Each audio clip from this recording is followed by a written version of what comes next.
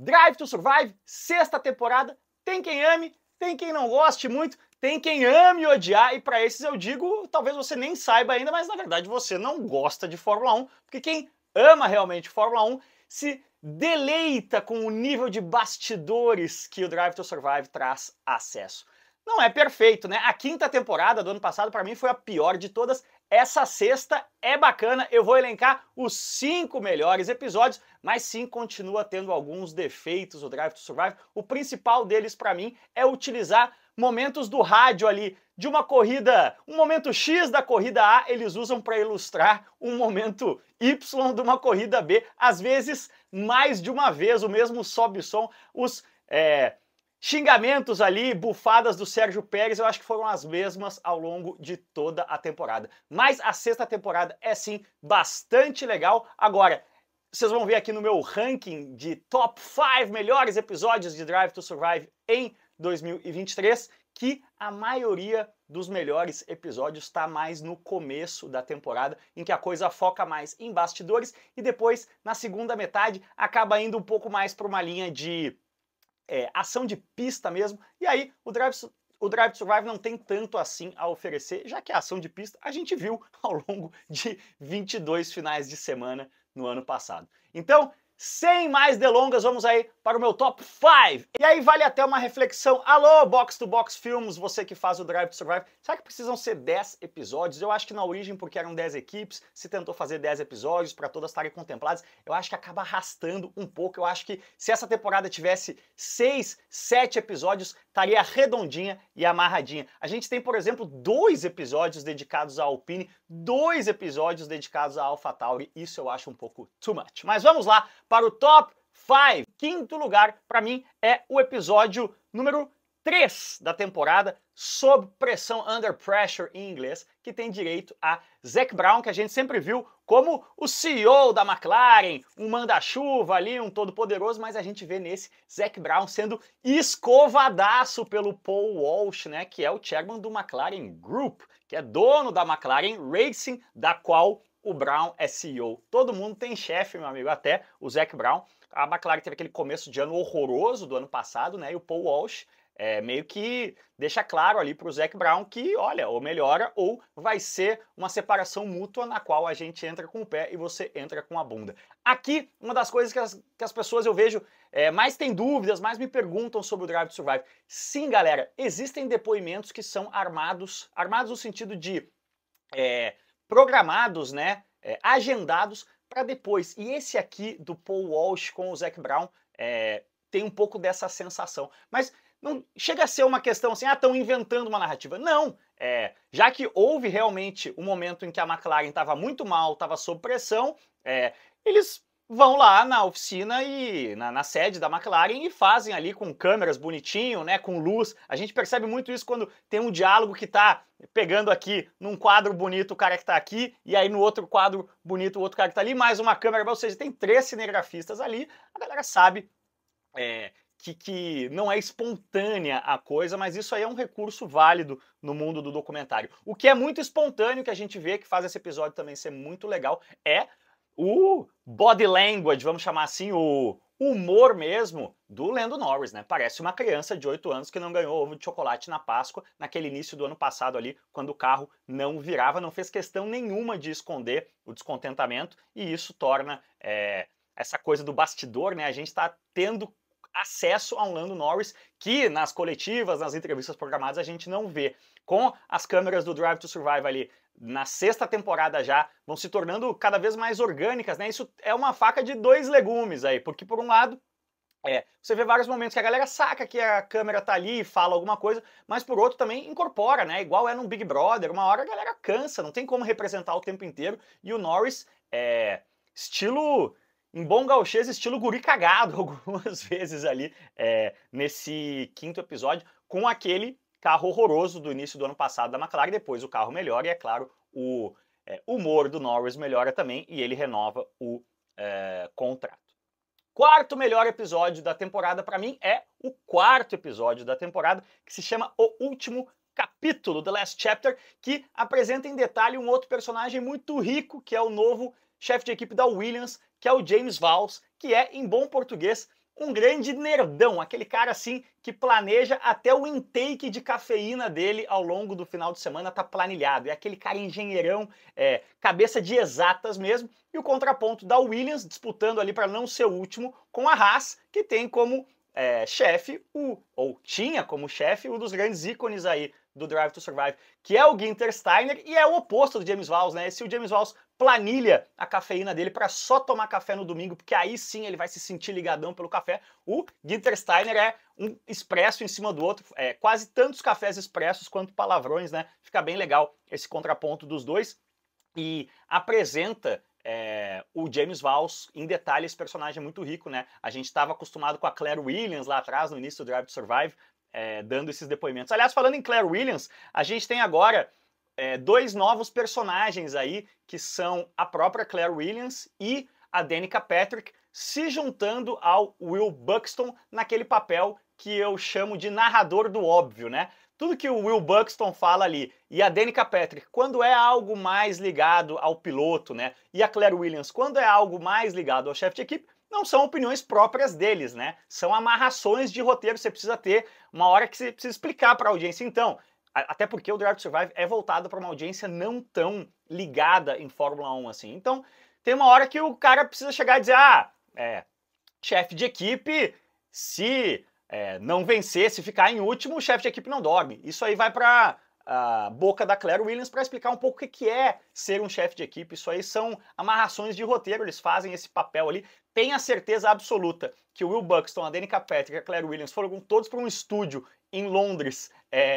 em janeiro agora, e gravaram todos os seus depoimentos de uma vez só. Você vê isso até na roupa. O Will Buxton, por exemplo, tá sempre com o mesmo moletom bege do Bad Bunny, a Danica Patrick sempre de terninho rosa, porque foi tudo feito de uma vez só para as amarrações necessárias aí ao longo dos 10 episódios. Chegando aqui no nosso pódio, o terceiro melhor episódio da temporada para mim é justamente o primeiro, Money Talks, traduzido como Dinheiro Manda, que é um grande retrato aí do Lawrence Stroll, né, o dono da Aston Martin, pai do Lance Stroll, pintado como um vilão do James Bond, assim, sempre voando de helicópteros, chegando, e você vê nos eventos, tem uma cena ali de bastidores, né, que tipo, meu Deus, o assento do Sr. Stroll vai estar úmido. Ah, meu Deus, o Sr. Stroll não precisa de uma pulseira. Atenção, aquela galera do rádio, produção de evento, assim.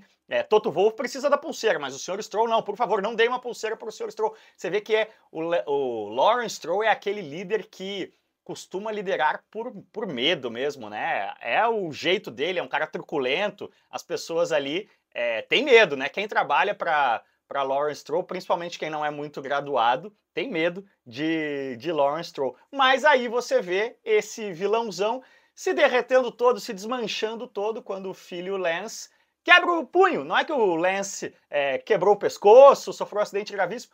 Caiu de bicicleta, quebrou o punho, quebrou o dedão, tá em dúvida para primeira corrida do ano, e o Lawrence Stroll se desmancha, mal consegue segurar as lágrimas, o nosso vilão, que aí faz me lembrar mais um vilão de Game of Thrones, né, para quem assistia a série da HBO, porque acima de tudo família, né, House Stroll. E você vê que realmente o amor de pai e filho do Lawrence Stroll, por mais que o Lawrence Stroll seja esse capitalista selvagem, impiedoso, implacável, ele realmente se derrete quando o filho quebra ou trinca um osso do pulso. Ele tem um coração de pai ali por baixo daquela carapuça de mafiosão ali do Lawrence Stroll.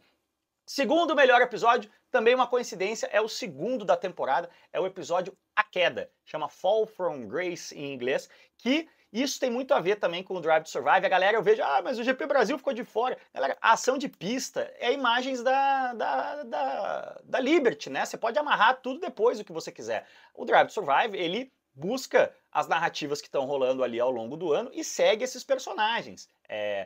E aí a galera não vê o Brasil, né? Porque você não precisa vir ao Brasil. Tem outras viagens mais econômicas, mais simples, em lugares mais glamurosos. Até uma questão assim de botar a mãozinha na consciência, autocrítica, né? Uma coisa que o Drive to Survive faz muito é acompanhar o trajeto do piloto ou do chefe de equipe indo para a pista, né? Nesse episódio da McLaren lá que eu falei, por exemplo, chegando na pista você vê o Norris mal-humoradão. Agora, vai fazer essa logística aqui no Brasil, né? aquele trânsito horroroso em Interlagos, todo mundo com medo de ser assaltado, nenhum chefe de equipe se dirige ele mesmo aqui em São Paulo para a pista, coisa que eles fazem lá fora. Então, logisticamente, para fazer um documentário, o GP Brasil é um dos mais complicados, né? E é por isso que ano após ano a gente não aparece aí em muito detalhe no Drive to Survive. Por que eu tô falando isso tudo? O segundo episódio narra detalhe por detalhe, degrau por degrau, a queda, o colapso do Nyck de Vries, né? E isso é sempre muito rico para um documentário, né? Você ter um assento de primeira fila na derrocada lenta e gradual de alguém é sempre muito rico, né? Em matéria de história aí, de interesse humano. Esse episódio tem o momento mais constrangedor de todo o Drive to Survive, que é o Natal na família Horner, no ano passado, né? Lembrem aí, Natal de 2022, no início da temporada de 2023.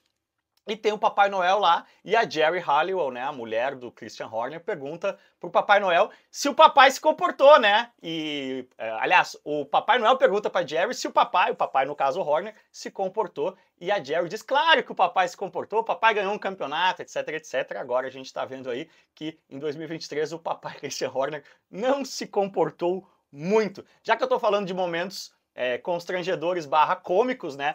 O episódio anterior ali, o Dinheiro Manda, tem a melhor piada de todo o Drive to Survive em 2023, né? Nessa temporada, sexta temporada, que é quando o Lance Stroll aparece de forma inesperada no Bahrein, né? Ninguém sabia se ele ia conseguir estar na primeira corrida. A primeira coisa que o Norris, que tá putaço porque o carro tá ruim, né? Pergunta pro Lance se ele já tá conseguindo bater o minha com o pulso, se o pulso já tá curado, né? Então tem esse nível de riqueza de bastidores que eu tava falando aí, que só o Drive to Survive oferece. E aí, justamente, tal qual no caso do Papai Noel com Christian Horner, tem coisas que os próprios documentaristas não tinham como saber que seriam, entre aspas, premiados por estarem ali na primeira fila de algo tão interessante. E aí, nesse sentido, para mim, o episódio mais fascinante é o sexto episódio, que é o episódio Salto de Fé, Leap of Faith, que é toda a insatisfação do Hamilton com o carro da Mercedes no início do ano passado. A Mercedes não seguiu o feedback dele, Hamilton, manteve a filosofia do carro de 2022, que não tinha sido um carro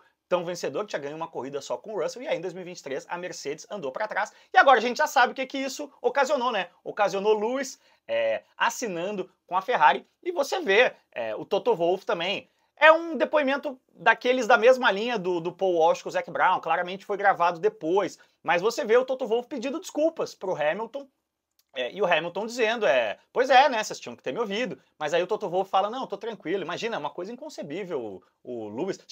Você já conseguiria imaginar Lewis de macacão vermelho naquele momento que o Toto Wolff gravou? Não, ninguém conseguiria. Mas hoje todo mundo já está imaginando, as artes aí já estão sendo projetadas, já que Hamilton vai para a Fórmula 1.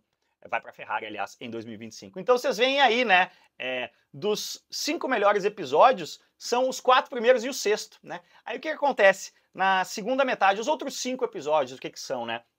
Um que tá mais pro começo, retoma, ou narra...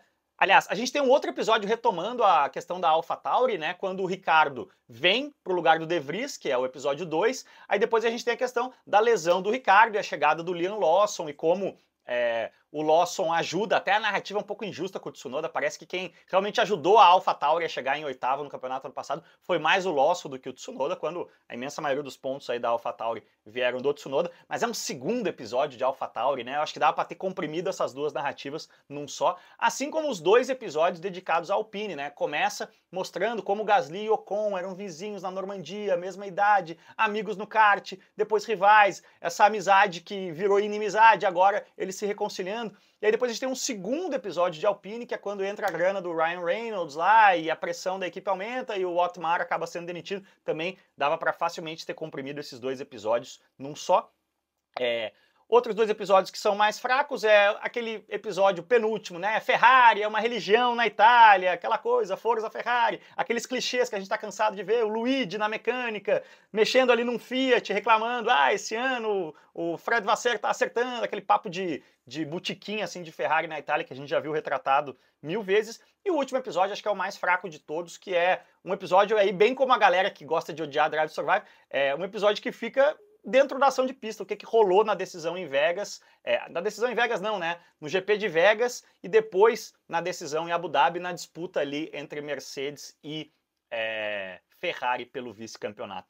Esses outros 5 aí, se você tiver com pouco tempo, dá até para dispensar, mas os outros 5 aí, o top 5 é realmente muito saboroso. Drive to Survive continua sendo um produto audiovisual muito único nesse nível de bastidor, de acesso ao bastidor que tem, nessa riqueza de narrativa, na qualidade da fotografia, da edição, tudo mais. Tem essas questões de, entre aspas, manipular um pouco a narrativa de pista. Tem, quando o Norris larga na frente do Verstappen no Grande Prêmio da Inglaterra, dá um sobe-som de rádio falando "Yeah, baby!", como se ele tivesse passado o Verstappen dito isso no rádio para a equipe. Claramente eles pegaram um momento de outra corrida em que o engenheiro falou pro Norris, parabéns, você chegou em terceiro, e ele falou "Yeah, baby!", aí pegaram esse momento do rádio e usaram ali como se você ultrapassasse e comemorasse ao mesmo tempo. Enfim, são coisas aí que, para quem é purista de corrida, incomodam um pouco, mas não tiram de forma alguma o privilégio de acesso que o Drive to Survive nos dá para esse mundo tão fascinante, tão rico de narrativas que é a Fórmula 1. Ou seja, como eu falei lá no começo, se você ama odiar Drive to Survive, lamento informar a você, meu amigo, você não entende o que torna a Fórmula 1 fascinante, que é justamente essa riqueza de personagens e narrativas. Vamos lá, né? Vamos aguardar que a temporada 2024 seja um pouco menos dominada acachapantemente aí pela Red Bull, para a gente ter narrativas ainda mais interessantes para a 7ª temporada de Drive to Survive. Beleza, galera? Deixa o like nesse vídeo, se inscreva no canal e diz aí nos comentários quais são os seus 5 melhores episódios de Drive to Survive nessa temporada. Valeu demais, cuidem-se bem e aquele abraço.